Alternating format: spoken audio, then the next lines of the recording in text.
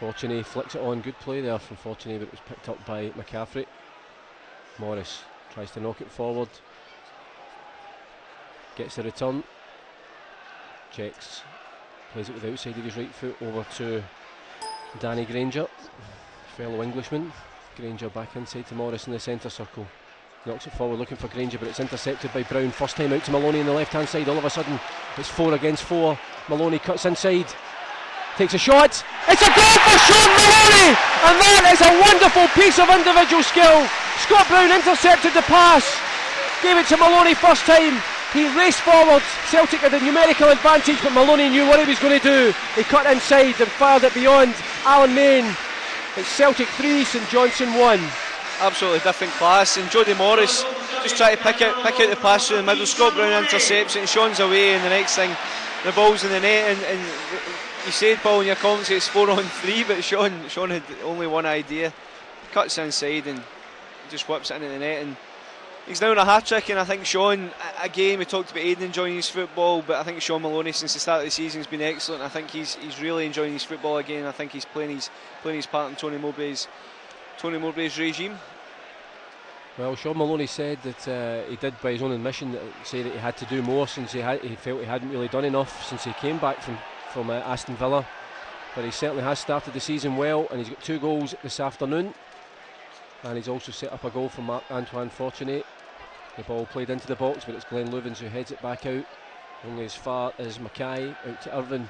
Irvin crosses it into the 6-yard box, but there's Artur Boric, and he's released Aidan McGeady cuts inside, still McGeady. Donati surges forward, still McGeady, plays it through towards Fortuné, a chance, Fortuné, it's a goal for Marc-Antoine Fortuné, a second goal for him, a 4th for Celtic, and Aidan McGeady's pass was absolutely sublime. That came from a quick throw out from Artur Boric. McGeady, so often the goal scorer, the provider this afternoon, and Fortuné's confidence must be soaring because he just passed that ball into the back of the net. It's game over after only 9 minutes of this second half. Celtic 4, St Johnston 1. It's just so quick. Artur gets the ball, his first thought is where's Aidan, where's Sean. He gives the ball to Aidan, and you know, from a St Johnston cross into the box, Celtic suddenly maybe 6-7 seconds later have the ball into the box. And we've talked about Fortuné's off the ball work, Paul, but he held his run well. It was a hard finish actually. You know, he opened his body up, ball into the bottom corner, and you know, suddenly it's 4-1 and Celtic are cruising. Well, Tony Mowbray stands impassively at the side of the dugout, but I'm sure he's delighted not only with the scoreline so far, the response of his team at the start of the second half, but also the fact that Marc-Antoine Fortuné has silenced. See who is the man to come on. Caldwell inside to Brown. Brown back to Caldwell. Caldwell clips it forward looking to McDonald.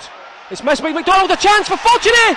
Oh, he's hit it by the post when there was a chance for a hat-trick.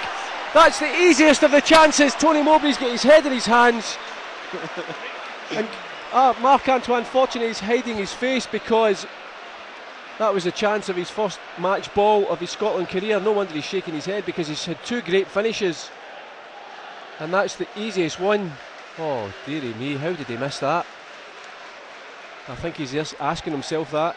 Literally 60 seconds ago, he curls one into the bottom corner from the corner of the box, and you can just see his head. We'll see a better angle here, right behind the goals. I think she's past the post, but I don't think he can quite believe that he never scored. Well, he's probably lucky that it's 4-1 at the moment, but there's a Celtic player can't quite. Caldwell flicks it short to Hinkle. Wasn't the best free kick, it has to be said. And even though it's 4-1, I'm sure Tony Mowbray will still be demanding that the Celtic players just keep going forward. Yeah, and Dan Ladee's now in overlap. He's meant to be playing centre half, so I think they're going to do that. Good play there from Chris Killen, tried to feed Scott McDonald, but interception only finds its way back to Celtic, and it's Andres Hinkle on the ball with Brown. Brown to McGeady. That's twice Miller's slipped. McGeady flicks it through to Killen, back to McGeady. McGeady plays it through towards Maloney. Maloney, sliding challenge. Still Maloney, and it's behind for a corner kick. Stuart McCaffrey did well, I have to say, the St Johnston defender, because his challenge had to be right, but wonderful one-touch football. Maloney certainly looking for his hat-trick. Fox curls it to the far post. It's a header from Scott McDonald, and that is a wonderful goal because it came from quick thinking Maloney with a quick corner, Fox with the cross into the box, and there was Scott McDonald to bullet home a header from 2 yards out. It's 5-1. Quick thinking, but you know, Danny came over to take the corner, but Sean Maloney just gives him it as quick as he could, turns, swivels. What a ball! I don't think he can defend that ball. Scott McDonald right in front of his marker, point blank range. St Johnston hadn't even time to think about what's happening, and suddenly it's 5-1 to Celtic. Absolutely brilliant, but it all stemmed, it all came again from the one-touch football in the middle of the park. Aidan, Chris Killen, Sean Maloney, absolute joy to watch. Tony Mowbray applauds. You have to say, wonderful play there from Maloney and Fox, just to have that quick thinking. And to be fair, the only man that reacted in the box was Scott McDonald, and he deserved everything they got there. I genuinely think the ball was in the net before the St Johnston players even had time to think what's actually going on here, but that's what you should be doing. And you just look at the Celtic players pressing here, and Chris Killen kicking people.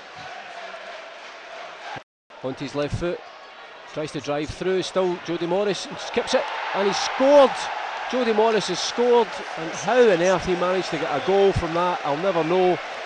And you have to say, if the Celtic midfielders and forwards have covered themselves in glory this afternoon, the Celtic defence has not. I don't. He seemed to just getting ahead of a few. I mean, there's 3 Celtic players around him. He just stabbed at it, right in off the post. Just gets the ball and good drop of the shoulder, and I didn't even know if he knew what he was doing with the second one, and then just managed to toe poke it in. Well, it's been nothing if not entertaining. You can't really complain when you've seen 7 goals, although I'm sure Tony Mowbray will be scratching his head at both of St Johnston's goals, because you'd have to say that the defence hasn't been great with both of them. Celtic comfortable winners in the end. It was Marc-Antoine Fortuné scored the first goal following great play from Sean Maloney down the left hand side. He side-footed it into the net for his first goal in Celtic colours. Just 6 minutes later, in 27 minutes, Sean Maloney headed Celtic into a 2-goal lead from an Andreas Hinkle cross. Celtic were on an easy street, but a mistake from Gary Caldwell allowed Colin Samuel to reduce the deficit just before half-time. But Celtic came out in the second half and blew the visitors away. Goals from Fortuné and Maloney. First it was Maloney in 52 minutes, Fortuné 2 minutes later made it 4-1, and Celtic were coasting. Then Scott McDonald made it 5-1 with a header in 73 minutes. The question was how many, but again, slack defensive work for Celtic allowed Jody Morris to reduce the deficit. But it's been a thrilling game, an entertaining game here at Celtic Park this afternoon, and it's finished with Celtic the comfortable winners. Final score here from Celtic Park, it's Celtic 5, St Johnston 2. Thank you very much indeed, Paul. And I've got David Friel with me in the studio here. David, quite a satisfying afternoon for Celtic.